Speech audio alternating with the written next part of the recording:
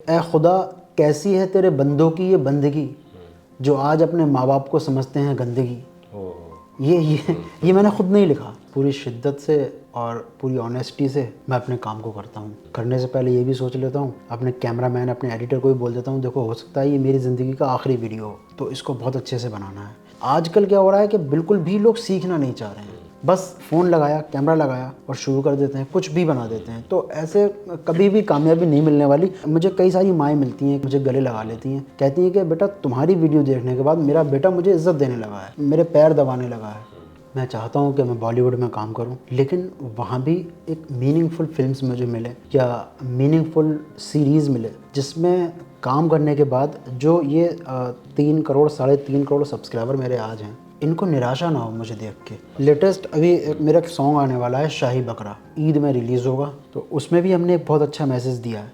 आजकल फ़ोन का ऐसा चलन हो गया है कि लेडीज़ खाना बना रही हैं तो वो फ़ोन चला रही हैं, गाने सुन रही हैं, तो उनके खानों के जायके भी ख़त्म हो गए हैं। जैसे एक डायलॉग है, ये बुढ़ा मेरे बीच में बात बोलता है, वो बहुत वायरल हुआ था। आदाब, नमस्कार। मैं वसीम अख्तर और आप देख रहे हैं द लीडर हिंदी। हमारे साथ आज वो हैं जिन्हें आपने हंसते, रुलाते, गुदगुदाते और मोटिवेट करते हुए देखा होगा। सोशल मीडिया का जाना पहचाना नाम है और आपकी धूम बॉलीवुड तक मची हुई है। हमारे साथ ईशान अली हैं, कल उनका बर्थडे है। उससे पहले आज हम उनके सफ़र पर बात करेंगे, किस तरह से वो सोशल मीडिया पर छा गए हैं और अब आगे उनकी क्या तैयारी है। ईशान भाई, हमारे स्टूडियो आने के लिए आपको बहुत बहुत इस्तकबाल है। जब आपको देखता था मैं, तो बहुत सी चीज़ें मन में थी कि एक बार बात करेंगे, और जाना तो था लेकिन पहचानने के लिए आज आपको स्टूडियो बुलाया है। जी। जैसे अगर हम पूरा आपका वो देखें कि जिस तरह से, अगर हजियापुर को मैं भी जानता हूँ, बरेली में, यूपी के ज़िला बरेली में हजियापुर एक जगह है जहाँ अक्सर मेरा भी जाना होता था। उस जगह को मैं देखता था तो बहुत से सवाल मन में आते थे। ईशान भाई वहीं से उठने के बाद आज बहुत ऊपर गए हैं। तो ईशान भाई, सफ़र कैसे शुरू हुआ? जैसे आज हम देख रहे हैं कि एक जुनून है सोशल मीडिया को लेकर, लेकिन जो आपका ये सफ़र शुरू हुआ, उसमें किस तरह से जो चीज़ें आपके मन में थी कि कैसे इसमें आगे बढ़ना है या क्या करना है, एक वो थोड़ा सा बताइए। शुरुआत में मैं अपने मोहल्ले में जो लोग रहते थे, हर मोहल्ले में कुछ कोई तोतला होता है, तो कोई किसी का अंदाज़ कुछ अलग होता है बात करने का। तो मैं जब छोटा सा था तो अपने घर पे आके उन लोगों की मिमिक्री किया करता था और घर वालों को हंसाया करता था। तो ये तो चलता रहा बचपन में। जब मैं थोड़ा सा बड़ा हुआ, 10th में आ गया मैं, तब मैंने सोचा कि अब ख़ुद के लिए क्या किया जाए। हमारे ख़ानदान में मोस्टली लोग बालों का काम करते थे, मैं बार-बार हूँ। मेरे अब्बू साइकिल का काम करते थे, साइकिल संभालते थे। मैंने सोचा कि मैं कुछ अलग करूँगा, ऐसा करूँगा जिससे कि पूरे ख़ानदान का नाम रोशन हो। अब कुछ अलग किया जाए तो वो अलग है क्या? तभी मैंने एक टीवी सीरियल देखा, मन की आवाज़ प्रतिज्ञा। वो सीरियल में जो एक्टर लीड कर रहे थे, अरहान बहल, उनको देखने के बाद मुझे लगा मुझे रास्ता मिल गया, मुझे ये काम करना है। मैंने उनकी तरह बाल कटवाए, हेयर स्टाइल और ड्रेसिंग बना के उनकी मिमिक्री करने लगा। कब की बात होगी? ये बात है 11 की, अच्छा। 2011 की। 2 साल तक ऐसे ही चलता रहा। अच्छा, फिर क्या हुआ कि 8-10 मेरे फैंस हो गए, उनके फैंस जो थे, अच्छा। अरे यार ये तो बिल्कुल वैसी कपड़े पहनता है, बिल्कुल वैसे बोल भी लेता है। शादियों में 1-2 लोग फ़ोटो भी ले लेते थे। फिर क्या हुआ कि 2 साल बाद वो सीरियल हो गया बंद। अब मुझे ये एहसास हुआ कि यार ये जो मैं कर रहा था, ये मिमिक्री वाला सिस्टम ठीक नहीं है। अब वो करेंगे जो वो करते थे, अच्छा। अब एक्टिंग करेंगे। देन मैंने सोचा कि एक्टिंग ठीक है करेंगे, लेकिन मिले किससे? मैं किसी को भी शहर में ऐसे शख्स को नहीं जानता था जो मुझे एक्टिंग सिखा दे, या एक्टिंग का स्कूल कहाँ है। तो मैंने एक दिन बाइक उठाई और मैंने कहा देखते हैं बरेली में कहीं ना कहीं तो कुछ ना कुछ तो मिलेगा। तो मैं बाइक लेके अपने एक दोस्त को लेके गया, तो वो परतापुर से होके वो जो ब्रिज है पूरा घूम के आ गया मैं, मुझे कुछ नहीं दिखा। अब मैंने सोचा बरेली में तो कुछ मिल नहीं रहा है। लोग कहते हैं कि थिएटर होता है, थिएटर में अगर हम एक्टिंग सीख लें तो एक्टर बन जाते हैं, बॉलीवुड में काम मिल जाता है। मैंने फिर एक दिन बाइक उठाई, मैंने सोचा मिस हो गया होगा शायद, फिर से देखेंगे। मेरी नज़र थी कि वो जो बोर्ड लगे होते हैं उनसे कहीं ना कहीं पता चल जाएगा, जो जैसे ये द लीडर हिंदी, इसका भी बोर्ड लगा हुआ है बड़ा सा बाहर। तो जब मैं सेकंड टाइम निकला तो मुझे एक थिएटर दिखा कि ये लोग प्ले करते हैं। मैंने पहला अपनी लाइफ का प्ले देखा, माँ मुझे टैगोर बना दे। तो वो देखने के बाद मुझे रास्ता मिल गया कि हाँ ये बिल्कुल सही जगह है, अब मुझे थिएटर करना है। तो बरेली में मैंने 3 साल थिएटर किया, कई सारे प्ले किए। प्ले करने के बाद मुझे महसूस हुआ 3 साल बाद कि अब इसको और अच्छे से करते हैं, क्योंकि मुझे ख़ुद पे ये यकीन था कि हाँ अगर मैंने अच्छे से काम करना सीख लिया, मैंने इसको एक काम की तरह सीखा, ये नहीं कि वो लाइमलाइट कैमरा। मैंने सोचा मैं इसमें खूब अच्छे से इस काम को सीखूंगा और जब काम अच्छा सीख लूँगा तो फिर लोग मुझे बुलाएंगे, काम देंगे। तो थिएटर करने के बाद 3 साल मैं मुंबई निकल गया। मुंबई में जाके बड़ा मुश्किल था कि कैसे वहाँ सरवाइव किया जाए। मुंबई जाने के बाद मैंने एक अच्छा एक्टिंग स्कूल देखा जिसका नाम था किशोर नमित कपूर। जब मैं वहाँ गया, उनसे फ़ीस मालूम की तो उन्होंने कहा 3.5 लाख रुपए फ़ीस है, जहाँ सैफ अली ख़ान, प्रियंका चोपड़ा, बहुत सारे आर्टिस्ट ने सीखा था। मैं घर से गया था सिर्फ 10,000 रुपये लेके, जो मैं बच्चों को ट्यूशन दिया करता था वो मैंने जोड़ रखे थे और निकल गया था मैं मुंबई। अच्छा, ट्यूशन भी दी है बच्चों हाँ, ट्यूशन पढ़ाता था मैं। अब वो 10,000 में कहाँ 3.5 लाख। मैंने कहा मैं ऐसा कर सकता हूँ कि आपके इस स्टूडियो में, इस एक्टिंग स्कूल में सफाई कर दिया करूँगा, चाय बना दिया करूँगा, आपके जहाँ आप जैसा बोलेंगे वैसा काम कर दूँगा, बस आप मुझे एक्टिंग सिखा दो। मैं वहाँ हाथ जोड़ के खड़ा हो गया। तो वहाँ मुझसे कहा गया कि देखो ये सब चीज़ें इमोशनल मत हो, इन सब में कुछ नहीं रखा है, पैसे का काम पैसे से चलता है। तो मैं वहाँ से मायूस होकर लौट आया। पीछे ही एक और एक्टिंग स्कूल था, मैं वहाँ गया, वहाँ मैंने मालूम किया। तो वहाँ उन्होंने मुझे रुपए बताने से पहले मुझसे कहा कि अगर तुम में सच में जुनून है तो कुछ करके दिखाओ। मैंने करके दिखाया तो उन्हें महसूस हुआ। बोले परिचय थिएटर एसोसिएशन, बोले यार तू फीस कितनी भी दे मुझे फ़र्क नहीं पड़ता, लेकिन मुझे तुझ में ये दिख रहा है कि कल को तू कुछ बन जाएगा, और बन जाएगा तो तेरे साथ मेरा नाम एज अ गुरु जुड़ जाएगा, और मैं ये मौका नहीं जाने दूंगा। तू बता बेटा क्या करता है? मैंने कहा मैं करता कुछ नहीं हूँ, 200 बच्चे पढ़ाता था घर पे, उन सबको ठुकरा के यहाँ आ गया हूँ एक्टर बनने का जुनून लेके। बोले ठीक है, हमारी जो फ़ीस है वो 60,000 रुपये है हर महीने, तो 1,20,000 का कोर्स है। मैंने कहा गुरुजी मैं यहाँ जॉब की एक तलाश में हूँ, मुझे जैसी जॉब मिल जाती है, जितने रुपए की मुझे जॉब मिलेगी, मैं पूरी ईमानदारी से वो रुपए आपके हाथ में दे दिया करूँगा, बस उतनी ही मुझसे फ़ीस ले लीजिए, इससे ज़्यादा मैं नहीं दे पाऊँगा। बोले ठीक है तुम आओ।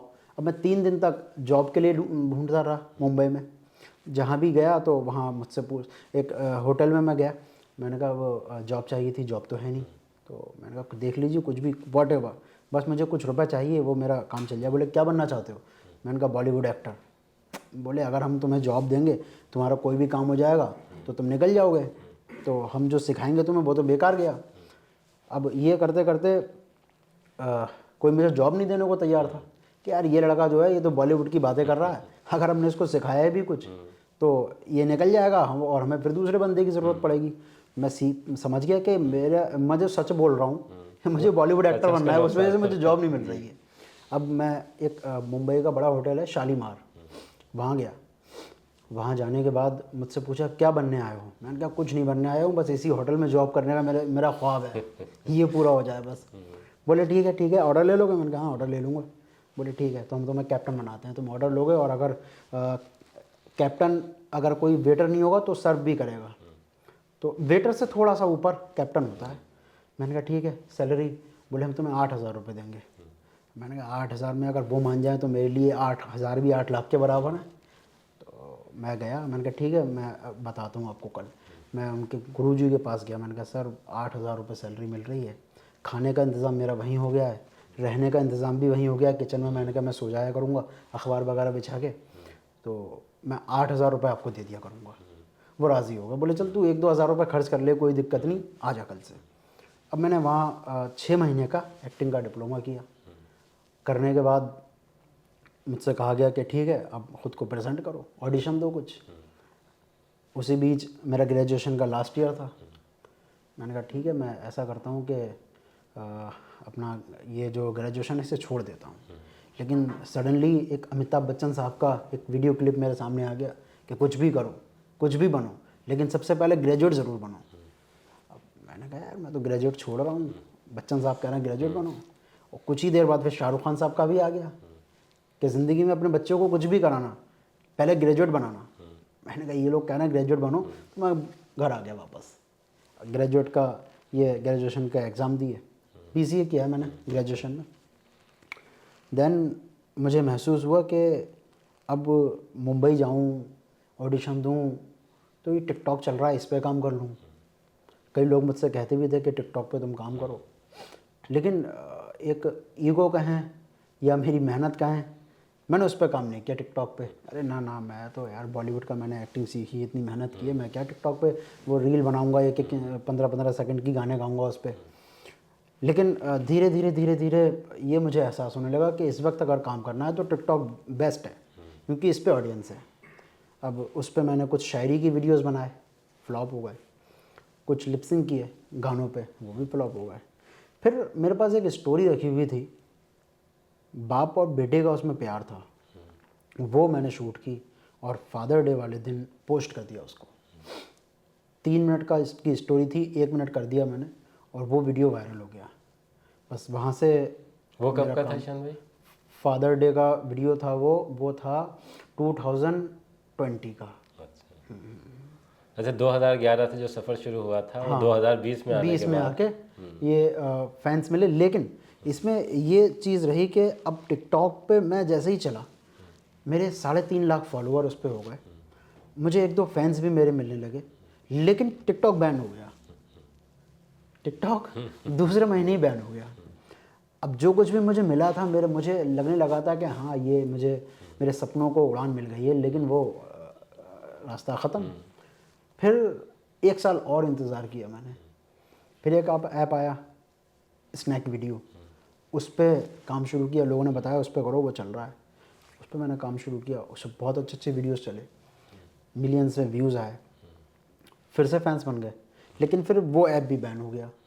अब तो लोग मेरी मजाक बनाने लगे कि यार ये जिस ऐप पे जा रहा है ना, वो ऐप बैन हो जा रहा है, ये इसका बैड लग है, ये कुछ नहीं कर पाएगा। ये भी आपका सफ़र अभी और आगे जा रहा है। हाँ, ये स्नैक वीडियो बैन होने के बाद मेरे घर वालों ने भी कहा बेटा देखो तुमने कोशिश खूब की और हमने तुम्हें 10 साल से छूट दे रखी है, अब हमारा सहारा बनो। रिश्तेदारों ने मुझे समझाना शुरू कर दिया। होता है सब में, सारे फैमिली वाले चाहते हैं कि ये कामयाब हो, इसमें नहीं तो इसमें हो, कोई हुनर सीखे। लेकिन मैंने कहा कि यार मुझे जब थोड़ा सा ये रास्ता मिला है, मैंने इतनी मेहनत की है, तो इंशाअल्लाह अल्लाह मुझे मायूस नहीं करेगा। मुझे उम्मीद है कि मुझे कामयाबी मिलेगी।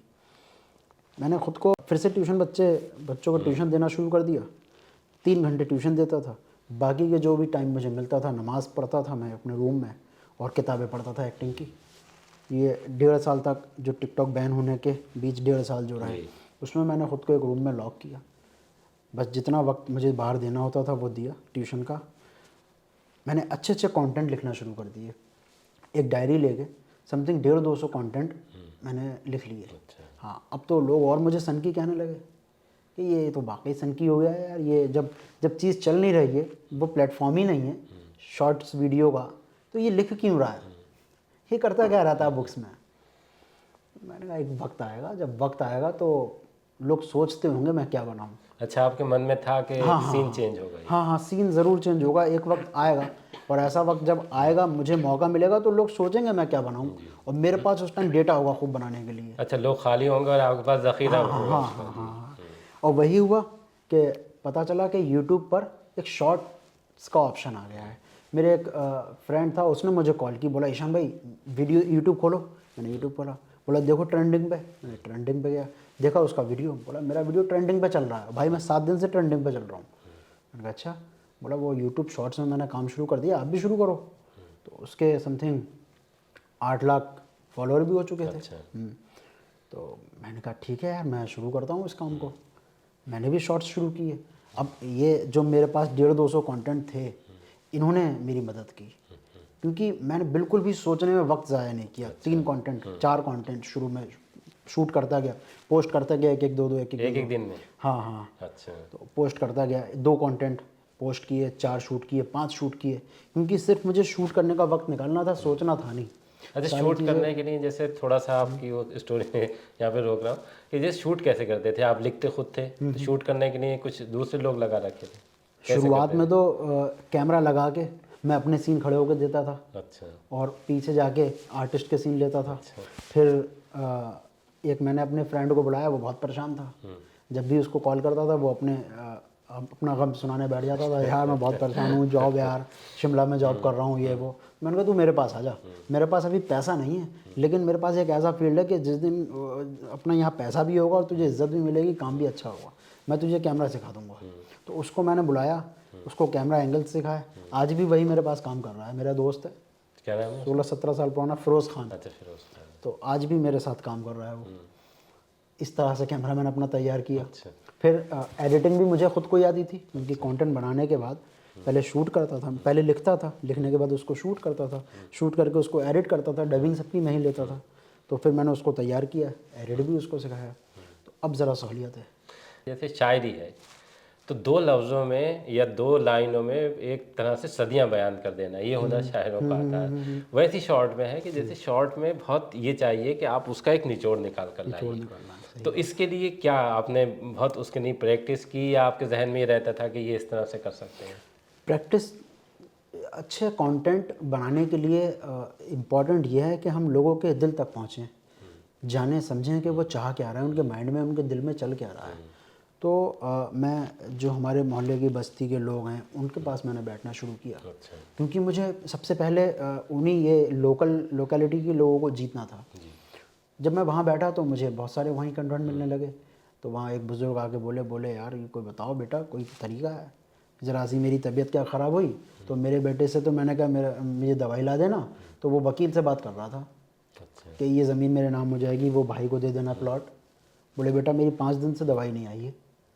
और वकील आके मेरे पास चला गया कि बताओ कैसे कैसे बांटना चाहते हो। तो ये कंटेंट मुझे मिलने लगे और मैं बनाने भी लगा और लोग पसंद भी खूब करने लगे। नहीं, ये तो एक हकीकत थी ना, हकीकत है। लोगों के दिल पे सीधे जाके अभी जस्ट मैंने एक कंटेंट बनाया है कि मैं अपने दोस्त के घर आया हूँ घूमने। उसने बहुत शानदार अपना घर बना रखा है, एसी लगा रखा है, ठंडे और गर्म पानी की सुविधा भी उसके घर में। वो कह भी रहा है यार सर्दी बहुत है, ज़रूरत पड़ती है गर्म पानी की। मैंने कहा माँ कहाँ है? माँ भी तो रहती थी साथ में। वो तो ऊपर रह रही है। हाँ, वो ऊपर ले जाता है, माँ एक टीन के कमरे में रह रही है, बाल्टी भर हुआ उसका पानी रखा हुआ है, ठंडा पानी बिल्कुल। तो ये बहुत अच्छा अभी ट्रेंडिंग पर आई वीडियो। नहीं, एक मैंने भी देखा था इस माँ पे, एक पहले बहुत पहले का वीडियो था वो, कि एक मैसेज था इसी तरह से कि बच्चों को किस तरह उसमें से। मैंने एक लाइन भी अपनी साइड से लिखी उसमें, और बोली है कि ए खुदा कैसी है तेरे बंदों की ये बंदगी, जो आज अपने माँ बाप को समझते हैं गंदगी। ये मैंने खुद नहीं लिखा। अच्छा। हाँ, तो ये बहुत पसंद आया लोगों को। तो कोशिश यही रहती है कि रिलेट कर सकें लोग। नहीं, ये तो देखिए सच है कि ना, कि जो ज़माने में जैसे आप ट्रू स्टोरी देखिए कि वो लोगों को इसी वजह से दिल पे लगती हैं जाके कि वो ज़माने की हकीकत होती हैं। और वैसे आप कितने कंटेंट तैयार कर लीजिए, एक फर्जी लिख लीजिए, एक मसनूई तौर पर के स्टोरी तैयार कर लीजिए, लेकिन जो रास्ता आपने चुना, खैर देखिए ये एक बड़ी बात थी कि जिस तरह से आपने स्ट्रगल किया है और एक तरह से अब देखें तो हकीकत को समझा और फिर दूसरों को समझाया है। बेशक। वही चीज़ आई। और सबसे बड़ी चीज़ ये भी है ना कि कोई यूं ही ईशान अली या यूं ही जितने आप बड़े सितारे देखते हैं वो नहीं बन जाता है, उसके पीछे एक लंबी कहानी होती है। जिस तरह से आपने बताया कि 2009 से 2020 तक आप लगातार मेहनत करते रहे और किस तरह से आपने कोई संकोच नहीं किया, कोई गुरेज इस बात से नहीं किया कि आपको वहाँ सफाई भी करनी पड़े, यहाँ तक कि नहीं तैयार थे, लेकिन सीखा है। जैसे मैं देख रहा हूँ कि सोशल मीडिया का जो ये दौर है, इसे एक सोशल मीडिया की क्रांति ही कहेंगे, कि इसमें लोग बगैर सीखे ज़्यादा आ रहे हैं। यही वजह है कि दुश्वारियाँ पैदा हो रही हैं और सवाल खड़े हो रहे हैं कि जो कंटेंट हैं वो वाकई ख़राब हैं और हकीकत से उनका कोई वास्ता नहीं है। लेकिन आपको ईशान अली से रूबरू कराने का एक ये भी मकसद था कि कम से कम चीज़ें लोगों की समझ में आ सकें, कि जो भेड़ चाल इस वक्त बनी हुई है कि लोग, उन्हें जुनून है कि वो मकबूल हो जाएं, लेकिन मकबूल होने के पीछे की मेहनत जो अभी आपने ईशान भाई से सुनी है, वो मेहनत ही आपके काम आती है। वरना तो आप किसी भी फील्ड में जाइए, आप ऐसे ही खड़े हो जाइए तो एक हवा का झोंका आएगा, वो आपको किनारे कर देगा। आप मजबूत हैं इस वजह से कि आपके पीछे मजबूती में इस बात का हाथ है कि आपने लगातार मेहनत की है और आपको एक जुनून था। और सबसे बड़ी बात ये थी कि आप सीखना चाहते थे और सीखते ही सीखते आज इस मकाम पर आए हैं। हम उनसे कुछ और सवाल करते हैं, ये सिलसिला सवालों का भी चलेगा।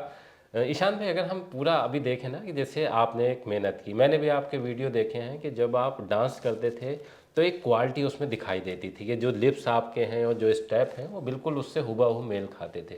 और शायद मुझे लगता है कि जो आपकी कामयाबी है उसके पीछे की एक बड़ी वजह ये भी थी। आज जिस तरह से लोग एक दीवाने हो गए हैं कि वो सड़कों पे आपको दिखाई दे जाएंगे और जगह जगह बस है कि किसी तरह से वीडियो वायरल हो जाए उनका और हो जाए, तो उनके लिए क्या, आपके लिए एक मैसेज होगा कि क्या तरीका सही है? सबसे बड़ी कमी तो मैं ज़्यादातर लोगों से मिलता हूँ तो यही कहता हूँ कि भाई अपनी एजुकेशन मजबूत करो। जब आप पढ़ोगे, आप जब पढ़ोगे तो अच्छी अच्छी किताबें पढ़ोगे तो उससे आपको एक अलग एक्सपीरियंस मिलेगा। ज़रूरी नहीं है कि हम गिर के सीखें। कोई गिर चुका है, उसने अपनी गिरने की कहानी किताबों में लिख लिख चुका है, तो हम उसका जो उसने रास्ता अपनाया था जिसकी वजह से वो गिरा, वो नहीं अपनाएंगे। आजकल क्या हो रहा है कि बिल्कुल भी लोग सीखना नहीं चाह रहे हैं। बस फ़ोन लगाया, कैमरा लगाया और शुरू कर देते हैं, कुछ भी बना देते हैं। तो ऐसे कभी भी कामयाबी नहीं मिलने वाली।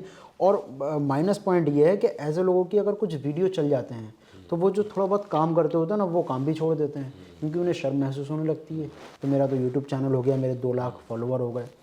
तो मेरा कहना यही है कि आप सीखिए, जितने अच्छे से आप सीख लेंगे उतना ही अच्छा आप आगे तक काम कर पाएंगे। जी। अभी मेरे पास एक बच्चा आया था 2 दिन पहले, तो वो वीडियो बना रहा है। बोला मैं सर, मेरे कोई रिश्तेदार उन्हें लेके आए कि ये कामयाब होना चाहते हैं बहुत, इनको कुछ टिप्स दीजिए।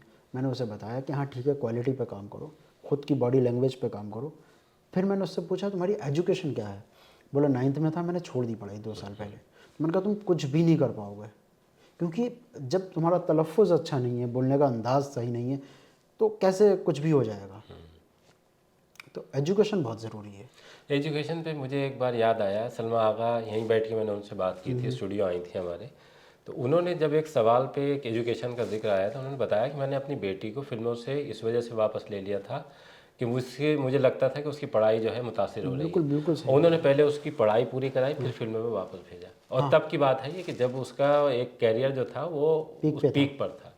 तो एक बड़ी, देखिए वही बात अभी ईशान अली से आपने सुनी है कि तालीम बहुत ज़रूरी है। इस वजह से भी ज़रूरी है कि आप ज़िंदगी में कुछ बनना चाहते हैं, और इस वजह से भी कि आप अलग दिखते हैं। तालीम अगर नहीं है तो मुझे नहीं लगता कि वो चीज़ें आपने भी सीखा है, आपने पढ़ा है, और फिर उसके बाद तमाम चीज़ें आज आपके पीछे जो कामयाबी की आप देख रहे हैं एक लंबी इबारत, उसके पीछे तालीम और फिर मेहनत का नतीजा है। यूट्यूब पर अगर हम आपको देखें, इंस्टा पर देखें, तो इतनी तेज़ी से आपके मिलियन और ये सब बढ़ते चले जाते हैं, तो ना आप लोगों से कहते कि आपको सब्सक्राइब कीजिए। तो इसके पीछे की क्या वजह है? बस पूरी शिद्दत से और पूरी ऑनेस्टी से मैं अपने काम को करता हूँ।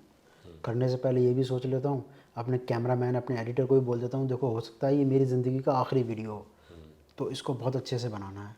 दूसरी चीज़, इस वीडियो को बनाने के बाद मैं दोबारा इसको बनाने वाला नहीं हूँ, क्योंकि मैं ख़ुद की चीज़ों को कॉपी नहीं करूँगा। इसलिए जितना हो सके पूरी ईमानदारी से और शिद्दत से उस पर काम करता हूँ मैं। और कोशिश बस ये करता हूँ कि लोग रिलेट कर सकें, लोगों को वो कहानी अपनी कहानी लगे कि हाँ ये बात सही है, ये तो मेरे साथ हुआ है। बस ये वजह है कि वीडियोस अच्छे चलते हैं और अच्छे व्यूज़ों से मिलते हैं। कुछ में तो लोगों मैंने देखा है कि उन्हें रोना आ रोते हैं कुछ लोग, मुझे मिलते हैं, ईशान भाई बहुत रोए हम वो वीडियो देख के। और वो वीडियो देख के हमने अपने पापा को शूज़ ला के दिए। वो वाला वीडियो देख के मैंने अपनी माँ को एक सफ़र कराया। तो ये सब देख के तो मैं ख़ुद रोने लगता हूँ कि मैंने तो सोचा भी नहीं था कि मैं इतने अच्छे से लोगों को भी सुधार सकूँगा। मैं तो ख़ुद को सुधारने का काम कर रहा था कि मैं कुछ बन जाऊँ। ये चीज़ें देख के मुझे कई सारी माएँ मिलती हैं कि वो मुझे देख के मुझे गले लगा लेती हैं, कहती हैं कि बेटा तुम्हारी वीडियो देखने के बाद मेरा बेटा मुझे इज़्ज़त देने लगा है, मेरे पैर दबाने लगा है। एक दिन एक बच्चे का फ़ोन आया मेरे पास, रामपुर के किसी गांव से बोल रहा था। उसने कहा ईशान अली बात कर रहे हैं। मैंने कहा बताइए क्या उनसे बात करनी है उनसे? बोले हाँ बात करनी है। मैंने क्या बात करनी है? तो उसने कहा नहीं बस ऐसी बात करनी है, उनके साथ एक फ़ोटो खिंचवाना था। तो मैंने कहा क्या करते हो? बच्चे की आवाज़ लग रही थी। बोला पढ़ता हूँ।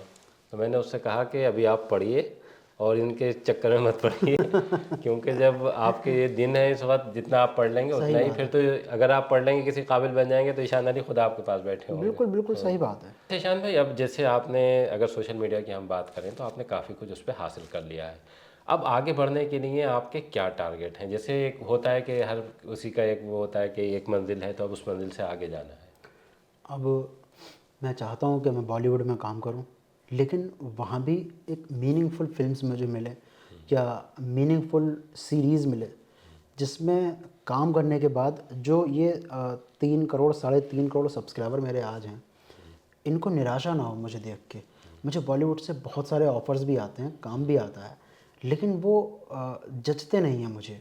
मुझे लगता है कि अगर मैंने ये कर दिया तो फिर मेरी जो ऑडियंस है वो निराश हो जाएगी। मैं एज़ अ हीरो ख़ुद को दिखाना चाहता हूँ, लेकिन एक अच्छे दायरे में रह के।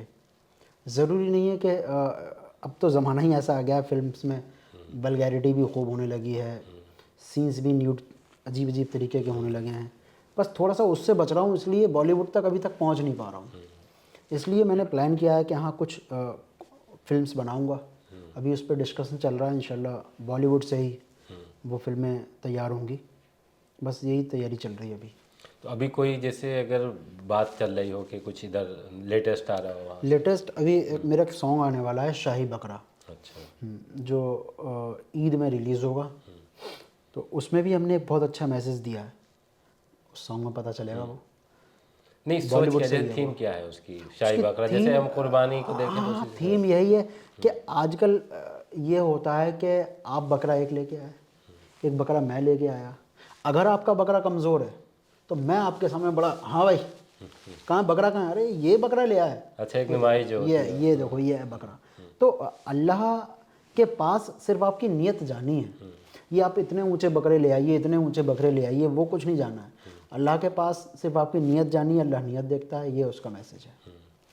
अच्छा, इस थीम पे बना है वो, कि एक मोटिवेशनल है कि लोगों को ये जो कुर्बानी का मकसद है, जो हज़रत इब्राहीम अलैहिस्सलाम ने अपनी बेटी की कुर्बानी दी थी, तो उनके सामने क्या सीन था वही आप लोगों को हाँ हाँ, बताना। अब यहाँ तो नुमाइश ज़्यादा होने लगी है। जी। जिसका जितना बड़ा बकरा होता है उसको उतनी इज्जत भी देते हैं, जब वो निकलता है लेके तो लोग फ़ोटो खींचते हैं। अच्छा, एक दिखावे का दौर है, उस दिखावे के दौर में आपने एक मैसेज दिया है हाँ हाँ, कि जो उसके असल मायने हैं कुर्बानी के, उस तक वो हाँ पहुंचने उस की तक ज़रूरत पहुँचे है। लोग। कि अल्लाह के नज़दीक वो बकरा या वो कोई भी नियत और है, जानवर वो नहीं जाता है, नियत बल्कि है, नियत जाती है। बेशक बेशक। अगर हम बरेली की बात करें, क्योंकि हम बरेली में बैठे हैं और आप भी बरेली से जुड़े हैं, और अच्छी बात है ये कि आपने जड़ों से अपने आप को अलग नहीं किया है।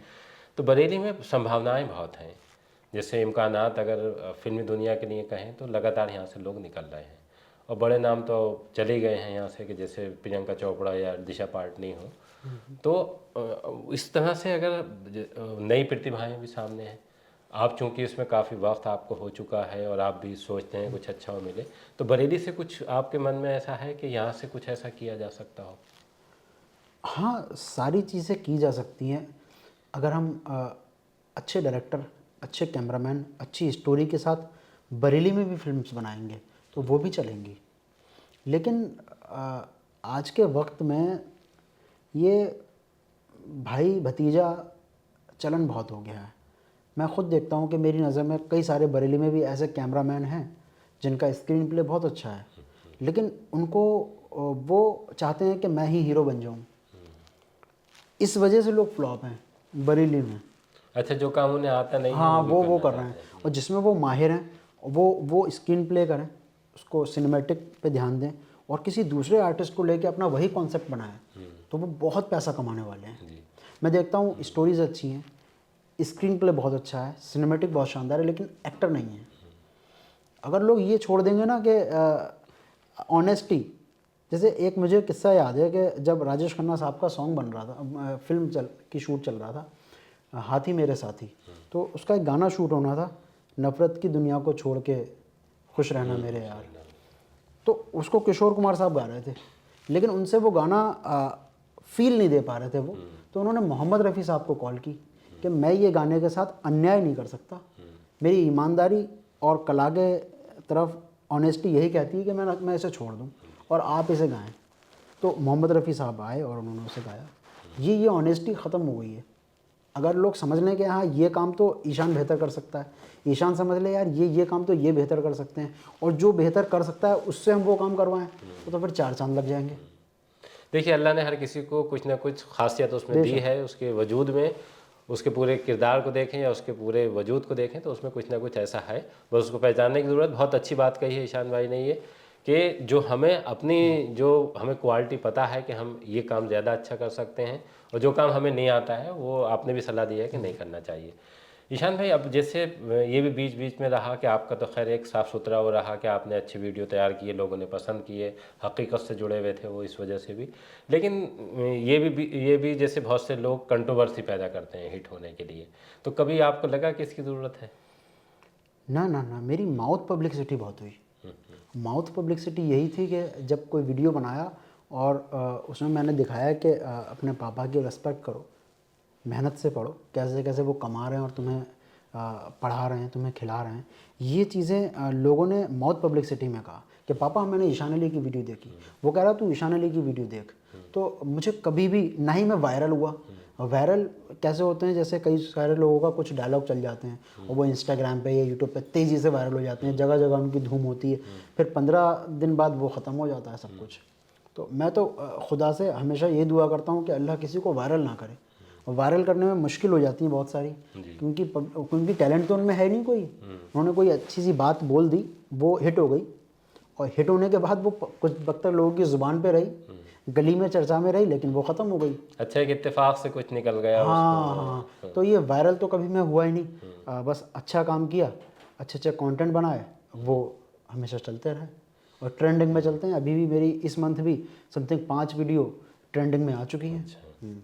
आपका जो काम है ना, एक तरह से अगर हम देखें तो डायलॉग लिखने जैसा है। जैसे बहुत मकबूल हो जाते हैं छोटे छोटे डायलॉग, आप उठाकर देखिए कि पूरी फिल्म हिट नहीं होगी लेकिन उनके डायलॉग लोगों की जुबान पर चढ़ जाएंगे। जैसे अभी शाहरुख खान की एक फिल्म जवान थी, वो इस वजह से भी है कि चूंकि उसका जुड़ाव बरेली से भी था कि वसीम साहब का उसमें एक शेर लिया था कि उसूलों पर जहाँ चाहे टकराना जरूरी है। तो उसमें वो जो कहता है ना कि बेटे पे हाथ लगाने से पहले बाप से बात कर। तो इस तरह के कभी जहन में आया कि कुछ इस तरह के डायलॉग लिखे जा सकते हैं? या ये जो डायलॉग्स हैं, ये हीरो बोलेगा तो अच्छा लगेगा। जहाँ मैं काम कर रहा हूँ मेरे पास सिर्फ 1 मिनट होता है। नहीं, जैसे फिल्म इंडस्ट्री में कोई ये ज़रूरी नहीं है कि आप कर रहे हैं वही हो, लेकिन चूंकि आप बता रहे हैं कि आपने कंटेंट बहुत अच्छे तैयार किए हैं और जाहिर सी बात है कि यूट्यूब पे देखने भी मिलते हैं वो, तो कभी जहन में आया कि हम इस तरह से डायलॉग, जैसे अब डायलॉग लिखने वाले बहुत मकबूल रहे हैं, कादर खान से लेकर अगर आप मुग़ल आज़म तक देखिए तो मुग़ल आज़म के भी बहुत से डायलॉग ऐसे हैं कि वो अभी तक लोगों को याद है। हाँ, मेरे भी बहुत सारे ऐसे डायलॉग्स हैं मैंने लिखे जो अभी भी लोगों की ज़ुबान पे हैं। अच्छा, तो जैसे एक डायलॉग है, ये बुढ़ा मेरे बीच में बहुत बोलता है, वो बहुत वायरल हुआ था। अच्छा, हाँ, तो वो कैसे कहा आपने? वो उसमें ये दिखाया था कि एक छोटा बच्चा, आजकल अमूमन सभी बच्चे फ़ोन से इतना ज़्यादा जुड़ गए हैं कि आप उनको खिलौने रख दीजिए, उनके दुनिया के महंगे महंगे खिलौने, अच्छे खिलौने, वो खिलौने तरफ नहीं देख रहे हैं। हाँ, मोबाइल जबकि खेलना उनका ज़रूरी है, लेकिन वो फ़ोन चला रहे हैं। इतनी नन्ही नन्ही उंगलियां ऐसे जाके यूट्यूब सर्च कर लेती हैं और वीडियोस देखती हैं। हाँ, वो अपनी पसंद की वीडियो मुझे तो बहुत ज़्यादा दुख होता है ये देख के। इसी कॉन्सेप्ट पे एक बार मैं ट्रेन में सफ़र कर रहा था, मुंबई जा रहा था, तो एक बच्चा जो कभी अपने पापा के सर पे बैठ जा रहा था, कभी अपने माँ के बाल पकड़ के खींच ले रहा था, मुझे फ़ोन दे, मुझे फ़ोन दे। वो कह रहा बेटा ऐसे बात नहीं करते हैं, सब लोग देख रहे हैं बेटे। अब मैं भी बराबर में बैठा था, तो वो फ़ोन देना नहीं चाह रहे थे, लेकिन वो उसने फ़ोन ले ही लिया। वो फ़ोन का दीवाना समझिए बच्चा उसको। मैं वो कंटेंट वहाँ से उठा लाया, तो मैंने उस कंटेंट को बनाया कि बच्चा फ़ोन चला रहा है, घर पे गेस्ट आए, एज अ गेस्ट मैं आया, तो वो सलाम भी नहीं कर रहा है। अब उसमें उनका दादा एक बैठा हुआ है, वो कह रहा है बेटा सलाम करो। तो अपनी अम्मी से कह रहा अम्मी ये बुढ़ा मेरे बीच में बहुत बोलता है, फ़ोन चला रहा हूँ, मुझसे कह रहा है सलाम करो। अब वो जो माँ बाप हैं, अच्छा माँ बाप आजकल के हंस के टाल देते हैं। वो कह रहा है अरे छोटा बच्चा है। फिर वो मुझसे बोला ये चश्मा मुझे दे, तो वो चश्मा खींचने लगा। तो आजकल माँ बाप बचपन में जो उसे बिगाड़ देते हैं ना, उसको अगर तरबियत देंगे तो शुरुआत से देंगे तब वो सुधरेगा। अब आपने उसको बचपन से लेके 3-4 साल कुछ नहीं कहा, फिर एकदम से कह रहा हो कि ये नहीं करना है, वो कभी नहीं मानेगा बात। ये उसमें मैसेज था। ये देखिए वही प्रॉब्लम है जो आजकल जितने भी डॉक्टर हैं मैं तो देखता हूँ उनके पास, यहाँ बल्कि यहाँ हकीम साहब जो हैं अपने खुर्शीद साहब, उनके पास भी ज़्यादातर लोग आते हैं और बच्चों की यही कहते हैं कि ये इसका मोबाइल नहीं छूट रहा है, ये सूरज से छुटवा दीजिए। उसकी भी एक वजह है, मोबाइल माँ बाप खुद ही दे रहे हैं। बच्चा जहाँ रोया उन्होंने बेटा ये फ़ोन चला तू, अब वो 2 लोग आपस में बातें कर रहे हैं। कोई भी उन्हें काम करना है तो खुद माँ बाप ही लत लगा रहे हैं बच्चों की। अगर मेरा ये मानना है कि अगर माँ बाप बच्चों से फ़ोन छुड़ाना चाहें तो इजीली छुड़ा सकते हैं, थोड़ा सा वक्त देना पड़ेगा बच्चों को। इस पे कुछ वीडियो बनाए हाँ, हैं? बहुत सारे अच्छा, वीडियो बहुत बनाए हैं इस सारे पे। वीडियो बनाए। हाँ, हाँ, हाँ। अच्छा। यहाँ तक कि ये भी बनाया है मैंने कि आजकल फ़ोन का ऐसा चलन हो गया है कि लेडीज़ खाना बना रही हैं तो वो फ़ोन चला रही हैं, गाने सुन रही हैं, तो उनके खानों के जायके भी ख़त्म हो गए हैं। अच्छा ईशान भाई, जैसे हम बात करें ना तो एक आपकी दुनिया हो गई जिसमें आप लोगों को जगाने का काम कर रहे हैं, हंसाने का काम कर रहे हैं, रुलाने का भी कभी कभी कर देते हैं। एक उसी में सोशल मीडिया की दूसरी दुनिया ये है कि अब जो खबरें हैं ना वो छुपती नहीं है। जैसे एक वो हो गया जो मनोरंजन वाला है, एक ये है जो खबरों का एक वो है फील्ड। तो उसमें जैसे आपका अपना है, लेकिन आप इस वाले फील्ड को, जो हमारा फील्ड है, इसको लेके क्या आपकी इसमें जो सोशल मीडिया का एक गिराफ तेज़ी से बढ़ा और बहुत बहुत छोटी चीज़ें जो दब जाया करती थी वो सामने आने लगी हैं? हाँ, ये अच्छा हुआ है कि पहले ज़रिए नहीं थे। अगर हम अपने दिल की बात कोई रखना चाह रहे हैं, जैसे आपका टाइटल है खरी बात मजबूती के साथ, तो ये हमें अपनी खरी बात करने के लिए एक हमारे पास प्लेटफॉर्म है जो हमें पूरी आज़ादी देता है कुछ भी कहने की। तो आज भी ऐसे लोग हैं और उनको ये सोशल मीडिया से, ये यूट्यूब से ये एक अपॉर्चुनिटी मिली है कि वो अपनी बात रख सकते हैं, वरना लोग बात करने से डरते थे। अगर अपनी बात लेके जा रहे हैं प्लेटफॉर्म पे कि ये बात मेरी है तो लोग कट कर देते थे वहाँ। तो ये अच्छा है कि लोग कर सकते हैं। एक ये भी हुआ है कि जैसे पहले अगर हम डिपेंड थे कि जो प्रिंट मीडिया है उस तक, या अगर आप चैनल्स की बात वही कीजिए बोल तो रहा उन हूँ तक था, लेकिन बीच का एक आप रास्ता मिला प्रिंट है। मीडिया पे लेके गए अपनी खबर कि मुझे ये चलानी है, वो कह रहे हैं नहीं ये चलाने में तो हमारा नुकसान है। तो ये ज़रिया लोगों को अच्छा मिला है कि अब यूट्यूब से लोग अपनी बात खुल के रख देते हैं सामने। अच्छा, एक रास्ता ही खुल गया कि अब अगर कहीं नाइंसाफ़ी हो रही है या किसी चीज़ को दबाया जा रहा है तो एक प्लेटफॉर्म आपको लगता है कि ये इस तरह का एक मजबूत प्लेटफॉर्म है। कुछ और ऐसा अगर आपको लगता हो कि जो लोग आजकल बिल्कुल इस तरह से अपने आप को नुकसान कर रहे हैं, अपना कैरियर ख़राब करे ले रहे हैं, उनके लिए आप अगर जगाने के लिए कोई बात कहना बस चाहें? मैं यही कहना चाहूँगा कि आप सबसे पहले तो अपनी एजुकेशन कंप्लीट करें। सेकंड थिंग, आप बैठ जाइए 8 घंटा 10 घंटा 8 दिन 10 दिन तक, और इस वक्त में आप खोजिए कि आप क्या कर सकते हैं। आपके अंदर ऐसी कौन सी क्वालिटी है जो अल्लाह ने आपको दी है, और हर शख्स में एक ऐसी क्वालिटी है ज़रूर। अगर आप उसे नहीं ढूंढ पाए हैं तो समझिए कि आपने ख़ुद को वक्त नहीं दिया है। आप वो ढूंढ लीजिए, आपको बिल्कुल भी वक्त नहीं लगेगा कामयाब होने में। बस आप ये मत सोचिए कि मुझे ईशान अली बनना है, मुझे शाहरुख खान बनना है, या मुझे कोई वो सिंगर बनना है, या मुझे वो डांसर बनना है। आप देखिए कि मैं क्या कर सकता हूँ। हो सकता है आप में बहुत अच्छी शायरी की कला हो, आप इतनी अच्छी शायरी लिख सकते हैं कि लोग उसके दीवाने हो जाएं, लेकिन आप ईशान अली बनने में लगे हुए हैं तो वो वक्त बर्बाद हो जाएगा। ख़ुद को पहचानिए, एजुकेशन कंप्लीट कीजिए और वही कीजिए जो आपको खुदा ने तोहफ़ा दिया है, वही कीजिए। ईशान में जैसे हम हजियापुर की बात करें, आप भी वहीं से आते हैं, तो जो हजियापुर को लेकर आपने अभी तक, अगर आपका सफ़र यहाँ से लेकर बम्बई तक पहुँचा और आज आप इस हैसियत में हैं कि आप कोई ना कोई अपना रास्ता वहाँ से बेहतर चुन सकते हैं, हजियापुर में ही बने रहने के पीछे आपकी क्या सोच रही? सोच ये रही कि मेरे हजियापुर में जब मैंने काम शुरू किया तो सभी लोग कहते थे क्या इतना बड़ा बड़ा ख्वाब देख लिया बेटा, यहाँ के लोग कोई बन पाया आज तक, कोई कर पाया कुछ? तो मैंने सोचा हाँ मैं करके दिखाऊंगा जिससे कि यहाँ और भी लोग कुछ अच्छा कर सकें। वहाँ के लोगों को ज़रूरत है, अगर अभी कहीं भी बैठ के मैं नाम लूँ कि कहाँ रहते हो, हजियापुर, तो हर इंसान बड़ा अजीब नज़रों से देखता है। मैंने सोचा कि मैं इसका नाम रोशन करूँगा, लोगों को महसूस हो कि हाँ ऐसी जगहों से भी अच्छे लोग निकल सकते हैं। अगर वो एरिया ख़राब है तो सारे लोग ख़राब नहीं हैं, कुछ लोग बहुत अच्छे भी हैं। कुछ एजुकेशन के लिए करना चाहते हैं वहाँ की?